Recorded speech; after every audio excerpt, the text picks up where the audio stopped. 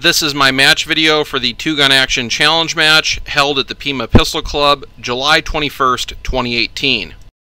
I competed in Armored Division using my KE-15 Trooper Carbine with Aimpoint T2 Micro and C2 Magnifier. This carbine was recently redone in Subdued Gila Monster Cerakote by We Plead II. It has also been outfitted with a Cobalt Kinetics linear compensator that directs the muzzle blast forward. Each stage this month had a 60-second par time, so please keep that in mind while watching these videos.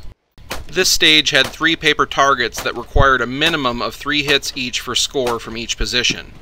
Because I was uncertain of some of my hits being inside the zero zone, I took extra shots from some of these positions. Hits outside the zero zone are worth a minimum of 1 second added to your time, so it's best to get your 3 best hits inside the zero zone even if you have to take an extra shot, as long as you're doing it in less than a second. I also ran my magnifier up in this stage just so I could see the zero zones better. The shooter must clear their rifle before transitioning to pistol for these last 3 targets.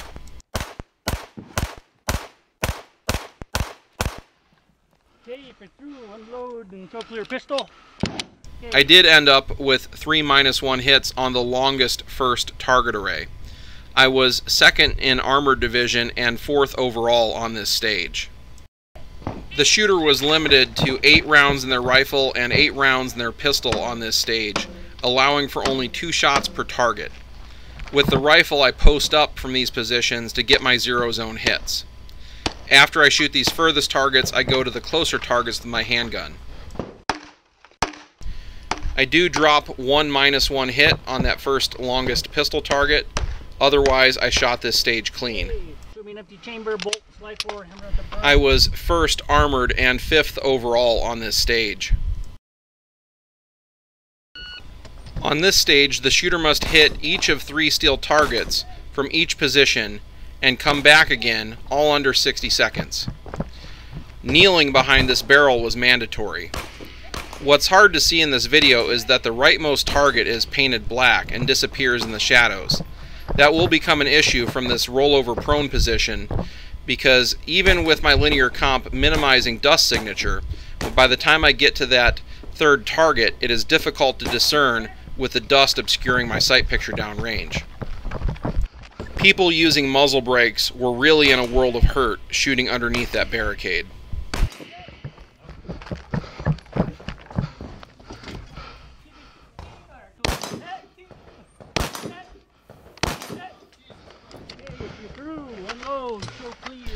I was 2nd armored and 7th overall on this stage. On this stage, the shooter has 60 seconds to get as many hits as they can from each position, with the rifle being on the left and the pistol being on the right. There are 2 targets at each position. The shooter can pick between shooting a larger target or a smaller target with the rifle, or with the pistol a closer and bigger target, or a larger and smaller target. The further and more difficult targets at each position are worth -10. The closer and larger targets are worth -5. I opted to shoot this stage conservatively and go for the closer, larger targets. Missing on the smaller target would basically waste a lap and hurt the shooter's score significantly. The other factor to consider is if it takes you 3 to 4 seconds to set up and get out of a kneeling position to shoot the smaller target with your rifle, you're really not gaining much versus just shooting the larger target standing, and it could potentially fatigue you more over the course of the stage getting in and out of kneeling position. I run out of time just as I'm ready to send my 11th shot. We really can't discuss rankings on this stage because of the way it was scored. You'll see shooters clustered together in the results based on which targets they chose to engage and or how many reps they got in on this stage. The highest ranked armored shooter here had to have gotten at least 3 more reps in of hitting targets, or they got at least 1 -10 target and an additional -5 target. What is also interesting to note here is that most of the armored shooters are clustered together, maxing out at 10 total hits, giving them -50 seconds.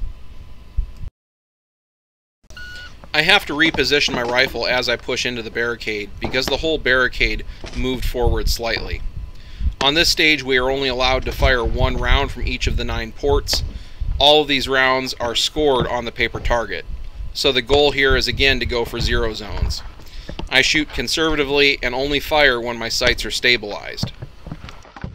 This kind of stage and the other rollover prone stage are where I really appreciate having a linear compensator and an aim point versus the muzzle brake and limited eye relief 1:6 optic on my primary 3-gun rifle. I did get all my 0 zone hits on this stage, although I probably could have sped this up a little bit. I tend to shoot conservatively when we encounter stages like this with limited rounds available to be fired. I was 2nd armored and 15th overall on this stage. In the final results, I was 2nd in Armored Division with 180.58 seconds versus 1st place 180.12 seconds. Some people kick themselves when they have results that are this close together because any one less penalty or any one less error would result in changing places. For me, however, I view this as a good thing. It means there was another peer level shooter in my division and we both shot a solid match to the best of our ability. It does give me some things to think about on refining how I execute these stages to improve my score for next time. Overall, I was 6th out of 72 shooters.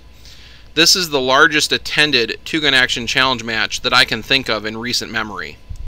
Another observation I have from these match results is that it reinforces my opinion that there is a performance ceiling that's difficult to break through in Armored Division during the summer months.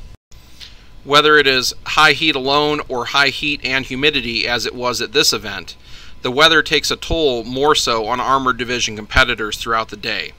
I drank 13 bottles of water while I was at this match from 9 a.m. to 2 p.m., and I was still dehydrated when the event was over. There's also a noticeable difference in performance between Armored Division and other divisions on stages that require movement.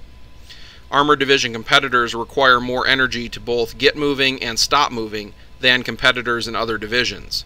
Combine that with the effect of the weather on the competitor, and the match becomes more difficult even with the equipment advantages with regards to firearms and accessories that Armored Division has. A final note for those of you that have been following me throughout 2018 or perhaps recently subscribed after watching my appearances on InRange from the May Hard as Hell 2-gun match. My physical therapy is paying off and the injury I sustained earlier in the year is well on its way to recovery. I have resumed a moderate exercise routine and made some minor diet changes, and I believe this is resulting in an overall improvement in my movement on these stages. In any case, I'm in significantly less pain, so that's an improvement. Thank you for watching, and come back again for more match and multi-gun competition content.